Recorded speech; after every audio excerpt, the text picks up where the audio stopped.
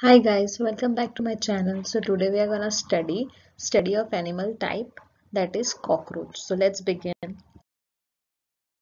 So let's see the classification of cockroach. So it belongs to kingdom Animalia. So the phylum is Arthropoda. The body is covered with chitinous and it is segmented. Class, it is Insecta. So they possesses two pairs of flight appendages, that is wings, and three pairs of walking legs. Then genus, it is Periplantia, that means straight wings, nocturnal, that means comes at night, chewing type of mouth parts, and species is America, that is they are originated in Mexico, USA. There are other type also, Blanta orientalis, which is present in India. Now let's study the features of cockroaches. So they are omnipresent, that means they are present everywhere. They are found in dark room, they are warm places, places such as kitchen, storehouses, holes, etc. They are nocturnal, they are active at night and comes out for feeding. So they are omnivorous and feed on plants and animal material both. They are curiously in nature, that means they are fast running and they have wings and can fly, but rarely do they exhibit their ability to fly.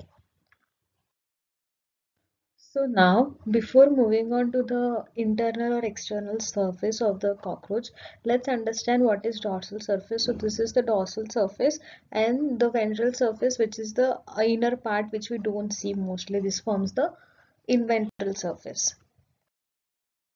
Now moving on to the external feature of cockroach. So it is a dorsoventral flattened structure, as we saw in last slide, that it is a dorsal surface and ventral surface, and it is a flattened body. It is reddish brown in color.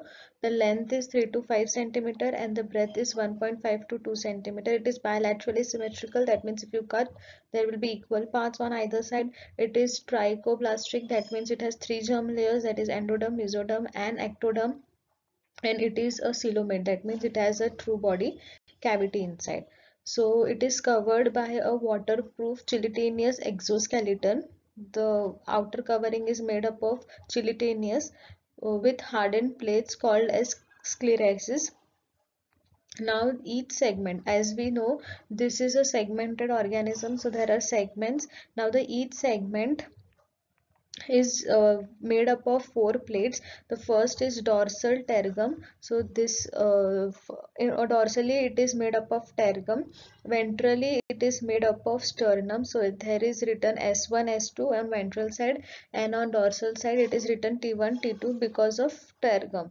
And the two lateral plates, that is on the either side, it is formed of pleurons. Now the body is divided into head, thoracic and abdomen. Now first study head. Head, which is an ovulate flattened dorso-ventrally, pear shape attached at the right angle to the thorax by a thin movable neck, which is also known as cervicum. So this forms the neck. The head is formed of six sclerites. This fuses in adults and form head capsules. Now there are four important parts in head. First is compound eyes, antenna, then fenestrate, and the last one which comes is mouth part. So now let's see compound. Now first see the compound eyes. So these are the paired dark kidney shaped structure which are laterally present on the head. They are made up of large number of hexagonal facets which are known as humatida. Now this humatidum acts as a simple eye and forms a part of the image, and all this image combines together in the brain and form a complete single blood mosaic image is formed. Now let's see about antenna. So they are paired, that means two are present, long, slender, filamentous structure. They are launched into a membranous pit which is known as antennal socket. They have tectoreceptors or organs of olfactions, and they also have sensory receptors that helps in monitoring the environment. Now comes the fenestrate. So they are also called as ocellular spots situated at the base of the each antenna. So at the base of the each antenna there is a fenestrate, which are also known as white spots. They are sensitive to lights. Now the mouth, they are of chewing and biting type because they are used for masticating the food. That means for chewing the food. They are movable. So there are parts which are known as labrum. First part, the second part which is known as mandible, the third part which is known as maxilla, and the last part which is known as labium, as you can see over here. Now we'll study all these four parts in detail. So the first part, which is labrum, so it forms the upper limb. It's a flap-like structure, movable structure which covers the mouth from the upper side. Thus it forms the anterior wall or roof of the mouth cavity. Now it is also useful in holding the food during feeding. It bears on the inner surface a gelatinous ridge called as epipharynx. Epipharynx carry taste receptors. So as you can see over here, this is labrum, which forms the anterior roof of the mouth cavity. Now moving on to the mandible. So mandibles or true jaws are the two dark, hard gelatinous structure with serrated margin with teeth present below the labium on the either side of the mouth. So as you can see, this is the labrum. Beneath or posteriorly there is mandible. Mandible has markings which are present for teeth and which is present below the labium. Now this is help in crushing and cutting of the food. So next comes is maxilla. So maxilla, which is also known as accessory jaw, which are present behind the mandible, as you can see over here, and they are present on either side. They contain maxillary pulp, which are nothing but a tactile organ, and maxilla are also called as first pair of maxillae. Now the labrum, which is also known as lower limb, is called as secondary maxilla, which covers the mouth from the ventral side. So as you can see over here, over ventrally, this maxilla is present. It has labial pulp, which is three jointed. They are sensory in function. Labium is useful in pushing and chewing the food into the preoral cavity and also prevent the loss of food falling from the mandible during the chewing. So this form the labium. Now there is something which is known as hypopharynx, which is nothing but tongue, which is long, prominent, medially placed. So this is medially placed hypopharynx. It hangs in the preoral cavity just in the front of the labia, just between the first maxilla. That means between the two, it is present in between. It receives saliva from the salivary duct and directs it to the food. Now the second part, which is thorax, so it is made up of three distinct segments. So the first one, which is known as anterior prothorax, then the middle, which is known as mesothorax, and the third, which is known as metathorax, which is posterior. The exoskeleton of the each segment is made up of four sclerites, a dorsal tectum, ventral sternum, and two lateral pleurons, as we discussed earlier. Now this mesothorax and metathorax bears a pair of spirates. Spirates are nothing but small opening. Then ventrically a pair of walking legs, all three segments. From all three segments there arises walking legs, as you can see over here. That is from prothorax, mesothorax and metathorax, and dorsally a pair of wings which arises from only mesothorax and metathorax. So the wings which arises dorsally, which are membranous structure, so they are forelimbs and hind limbs. Forelimbs are dark, opaque and thick and which are mostly protective in function. Hind limbs, which are also known as true wings because they help in flight or flying, and they are thin and delicate in structure. Now moving on to the legs. So the legs, three pairs of thoracic legs are present on the ventral side.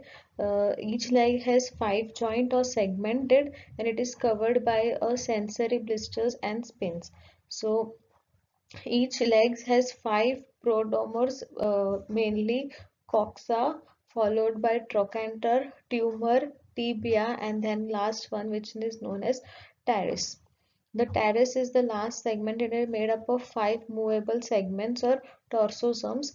Each last segment of the torsosome bears a pair of jaw and aureole helps in clinging. Now moving on to the abdomen, so it is the largest part of three region and contains most of the viscera. That means most of the organs are present in abdomen. So its segmentation is conspicuous. That means they are very clear both dorsally and ventrally. So as you can see over here, there are 11 segments, but the last 11th is fused with the 10th one. So dorsal segments and there are ventral segments also. So dorsal segments are covered with tergite or tergam, and ventrally they are covered by sternum or sternite, and laterally they are covered by pleura. Now, cockroach exhibits sexual dimorphism. In males, anal styles are present in segment 9. As you can see over here, anal style is present in segment 9, but this anal style is not present in females. Most abdominal segments lack appendage, but segment 10 bears a pair of large segmented cerci which are called as anal cerci. As you can see over here, these are the anal cerci which are present in both male and female. They are sensitive to air movement, including sounds, and perhaps also to ground vibrations. There are 8 pairs of spicles are present in the abdomen. As we saw, 2 pairs were present in thoracic region. Genital openings are present in different segments in both the sexes and are surrounded by a chitinous plate in both, which are collectively known as gynapophyses. Now, moving on to the nervous system. So, it contains central nervous system, peripheral nervous system, and autonomic nervous system. So, now let's see about central nervous system first. Now, first, let's see central nervous system. Central nervous system means brain. So, they are made up of 2 parts. First is nerve ring and nerve cord. So, nerve ring are formed of 3 parts. First is supraesophageal ganglion, which collectively form brain. So, as you can see over here, this forms the supraesophageal ganglion. Then, second forms the circumesophageal connective tissue connectives, and the third part, which is known as subesophageal ganglion, that is below the esophagus, forms the subesophageal ganglion. Now the supraesophageal ganglion is divided into 3 parts, that is proctocerebrum, deoctocerebrum, and the third one which forms is tritocerebrum. Okay, and the supraesophageal ganglion is connected to subesophageal ganglion by circumesophageal connectives. Now let's see about peripheral nervous system. Now what is peripheral nervous system? So central nervous system forms brain, and whichever the nerves which comes from the central nervous system forms the peripheral nervous system. So from proctocerebrum there are 2 pairs of optic nerves that interprets the compound eyes. Then there are 2 pairs of antennal nerves, that is which comes from deactocerebrum, which supplies to the antenna, and from diactocerebrum 2 pairs of nerves which comes they supply to labrum. They arises from supraesophageal ganglion and a pair of nerves which are connected to the subesophageal ganglion encircling the esophagus. Nerves that supply to the mandible, maxilla and labium. So this supply also to the mandible, maxilla and labium. Now let's see about nerve cord. So nerve cord, they are thoracic and abdominal. From thoracic, there comes a prothoracic ganglion which are 6 pairs, mesothoracic ganglion which are 5 pairs. Then comes the metathoracic ganglion which are 5 pairs again. So as we had seen in thoracic region, prothoracic, that is the anterior part, the middle part which was known as meso, and the posterior part which was known as meta. So along this comes, then there forms a peripheral nervous system. So all these nerves supplies to the thoracic muscle, wings, legs and other internal organs found in the thorax. Now in the abdomen there is first abdominal ganglion, second, third, fourth, fifth and sixth. Now all these nerves supply to the organ found in the abdomen to control respiration, circulation, movement of the alimentary canal, etc. Now let's see the autonomic nervous system. So it is also called as somatogastric or visceral nervous system. It includes 4 nerve ganglia and nerves which connects them and supply to the visceral organ. The nerve ganglia are frontal ganglion. It is present on the pharynx just in the front of the brain. occipital ganglion, which is present behind the brain above the esophagus, visceral ganglion, which is present on the wall of the crop, proventricular ganglion, which is present on the gizzard. The somatogastric nerve supply nerves to the alimentary canal, heart, and other visceral organs. It regulates the function of those organs, hence it is called as visceral nerve system. Now moving on to the circulatory system. So the blood vascular system is of open type. That means blood does not flow in vessels and capillaries but moves through the internal open space and come in contact with the body organ. Now the blood which flow is known as hemolymph. It is composed of colorless plasma and hemocytes. Now let's see the hemocoel, that means the cavity which are open space which are present in the thoracic and the abdomen region. The body cavity or hemocoel is divided into three space by two partition, that is dorsal and ventral diaphragm. So this is the dorsal and this is the ventral diaphragm, which divides into three compartments.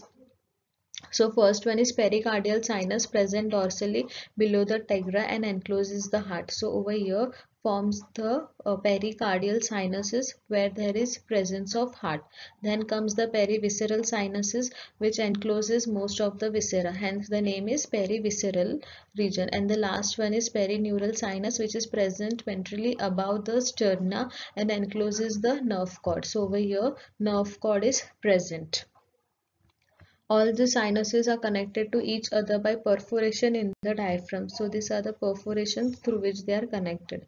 Now the heart. The heart is kept circulating by a long tubular dorsal muscular funnel shaped 13-chambered heart. So the heart lies along the dorsal line of the thorax and abdomen. That means over here.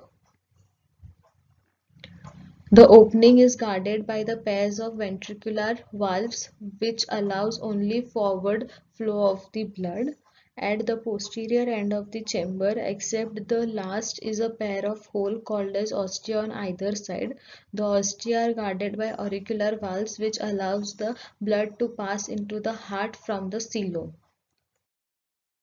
Now let's say the digestive system. So it contains alimentary canal and digestive glands. So alimentary canal is formed of foregut, midgut and hindgut. Now foregut contains preoral cavity, mouth, pharynx, esophagus, crop and gizzard. And hindgut contains ileum, colon and rectum. And the digestive glands which are present are salivary gland, hepatic ciliac and glands of mesentery. Now first let's see the foregut part. So the foregut, it consists of preoral cavity, mouth, pharynx, esophagus, crop and gizzard, which is also known as proventricles. So the preoral cavity, it is a space in the front of the mouth. The hypopharynx, that is nothing but tongue, projects in the preoral cavity. Then comes the mouth, it is a small narrow opening surrounded by mouth part. Then comes the pharynx, short funnel-like part lying in the head region. It leads to esophagus. Both mouth and pharynx possesses taste sensitive. Now comes the esophagus. It passes through the neck and opens into a sac-like structure which is known as crop, as you can see over here. Now this crop is highly distended pear-shaped sac that stores food. It is long, extending to fourth or fifth abdominal segment. From crop, food enters into the gizzard. Now gizzard, it is also known as proventricles. So it provides it with a six chilatenous teeth that helps to crush the food. So these are the six teeth which are present, which helps in dividing the food. Behind the chilatenous teeth are backwardly directed fine chilatenous bristles in the groove of the gizzard. So these are the longitudinal groove. Over here there are present bristles, so they are interconnected with each other and forms a filter. Gizzard has an efficient grinding and straining apparatus. Gizzard makes the end of the foregut. Now from here comes the midgut. Now comes the midgut. So midgut consists of ventricules, which are also known as stomach, and 8 So these are the 8 hepatic cache are thin, transparent, blind tubules arranged in whorl in the anterior part of the stomach. They secrete digestive enzymes. Ventricular stomach is a short and narrow tube of uniform diameter. It is concerned with digestion of the food. Then comes midgut is the major part of digestion and absorption. Now the last part, which is hindgut. So hindgut consists of ileum, colon and rectum. It is slightly broader than the midgut. As its junction with midgut are present a ring of up to 150 yellow thread-like blind Malpighian tubes which are excretory in nature. So these are the Malpighian tubes where the midgut and the hindgut meets. It helps in removal of excretory products from the hemolymph. The product is poured into the ileum. Then the product is poured into the ileum. Ileum is a short and narrow. Colon is coiled and wide tube, as you can see over here. The rectum is the last part of the hindgut. Rectum opens outside the anus, which lies below the 10th tergum. Now the cockroach has two salivary glands, so one on each side of the crop, as you can see over here. Each gland has two glandular lobes. So these are the glandular lobes and a recipient or a reservoir. So these are the recipient. Now the glandular lobes consist severe irregular white colored lobules which are provided with connecting ducts. So collecting ducts, these are the lobules. They secrete saliva. The two glands ducts of the two salivary glands, these are the salivary glands which unite and form common salivary duct. Thin walled transparent bag like structure called as salivary receptor stores saliva. So over here the saliva is stored. The common salivary receptor duct runs below the esophagus through the neck and opens at the base of the tongue or a hypophyseal. And the salivary gland opened by the common salivary duct into the preoral cavity. Saliva contain amylase, chitinase and cellulose. Now let's see the respiratory system of cockroach. So it consists of network of white shiny tubes which are called as trachea that opens out by the 10 pairs of lateral aperture which are called as spiracles. As you can see over here, these are the spiracles which gets open into tracheal trunks. The trachea divides and subdivides, forming a fine tracheoles that penetrates the tissues. The terminal part of the tracheoles contain fluid that facilitates exchange of oxygen and carbon dioxide by diffusion. During intense activity, fluid is withdrawn from the tracheoles so that more empty surface area is available and air reaches the tissue cell directly from quick O2 supply. Blood do not have any role in respiratory exchange. Now let's see the reproductive system in cockroaches. So they are said to be dioecious, that means sexes are separate. They also exhibit sexual dimorphism. Both sexes have well developed reproductive organs. Now the male reproductive system. So it contains testes, pair of testes which is present in fourth or fifth abdominal segment, as you can see over here. They are trilobed and dorsolaterally below the tegra. Then comes the vas deferentia, which arises from the testes and it passes downward and enters into the seminal vesicles. So these are the vas deferens. Now comes the seminal vesicle sac-like structure which stores sperm. So this is seminal vesicles. Now come ejaculatory duct, formed by union of two seminal vesicles at the base of the utricle gland. So this is the utricle gland and below them there is presence of ejaculatory duct which opens into male genital pore. So here it opens into the male genital pore which is present anteriorly in 9th and 10th abdominal segment. Now comes the utricle gland which is present at the junction of vas deferens and ejaculatory duct. So over here, formed by the savial tubules arising from the seminal vesicles, it is present in 6th and 7th segment. Now comes gynophysis. The male genital pore is surrounded by a chitinous hooks and plates called as gynophysis, which helps in copulation. Now comes spermatophysis. The sperms are bundled into spermatophysis wherein they are glued together and these spermatophores are deposited into female reproductive tract. Now let's see the ovaries, that is the female reproductive system. So it contains pairs of ovary which lies laterally in the fourth and the sixth segment. Each ovary is made up of 8 ovules. So there are 8 ovules which are present on the either side of the ovary. They secrete ovum or egg. Now these are connected by a pedicel, which both the ovaries are opens into a common oviduct which opens into the vagina. Now there is something which is known as spermatotheca, a pair of unequal size spermatotheca in the sixth segment, as you can see over here. The left one stores sperms during copulation. The right one is non-functional. They open into genital chamber by a common duct. So this is the common duct in which they open into a chamber. Now there is gonadophysis, the three pairs of chilatinous plate-like structure present around the genital aperture. Posterior two chambers are in oviposterior, which carries the egg to the apical stem chamber over here. And these are gonadophysis. Now let's see the process of reproduction. So sperm are transferred to spermatophores. Fertilized eggs are encased in a capsule which is known as ootheca, as we saw last slide. Within the ootheca, development takes place a month to complete, and after that the young ones, the lymph emerges from the ootheca.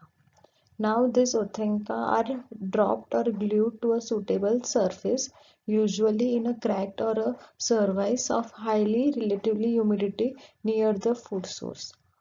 On an average, female produces 9 to 10 ootheca, each containing 14 to 16 eggs. The development of America, that is paromentomons, means there is development through lymphal stage. The lymph looks very much like adult. The lymph grows by molting about 13 times to reach the adult form. The next to last stage has wing pads, but only adults have wings. Now comes the last topic, which is excretory system. Excretion is carried out mainly by Malpighian tubules, body fat, and nephrocytes. Now let's first understand about the Malpighian tubes. So fine unbranched blind tubules attach at the junction of midgut and hindgut, which we saw last in when we were studying digestive system. The blind sac is freely floating in the hemolymph, the proximal end opens into the anterior end of the hindgut. They absorb nitrogen waste which gets converted into uric acid. Then comes the body fat. The body fat excrete the excretory product from the blood. Nephrocytes, they are large binucleated cell found attached to the dorsal diaphragm.